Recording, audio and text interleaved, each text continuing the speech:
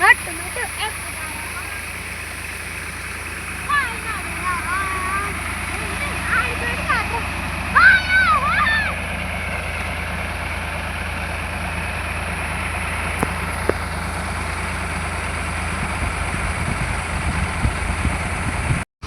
పేరు తెల్లం శేఖర్, ఏపీ ఆదివాసీ రాష్ట్ర vice chairman. మనం పోలవరం జిల్లా రంపచోడవరం నియోజకవర్గం దేవిపట్నం మండలం దేవారం గ్రామ పంచాయతీ పరిధిలోని దేవారం గ్రామంలో ఉన్న జానకంపేట చెరువులో ఉన్నాము.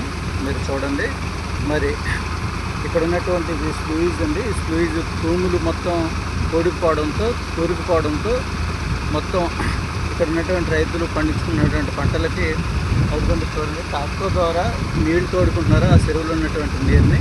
కావున సంబంధిత ప్రభుత్వ అధికారులు అలాగే ప్రజాప్రతినిధులు స్పందించి తక్షణమే మరి రైతులకి ఆయుపట్టం అనేటువంటి మరి చెరువులకి స్లూయిజులు అలాగే తూములు తక్షణమే ఏర్పాటు చేసి రైతులకు వచ్చే తొలకరి నాటికైనా మరి కొత్త తూములు ఏర్పాటు చేసి కొత్త స్లూయిజులు ఏర్పాటు చేసి తక్షణమే మరి నీళ్లు అందించాలని ఏపీ ఆదివాసీ రాష్ట్ర కమిటీ డిమాండ్ చేస్తుంది.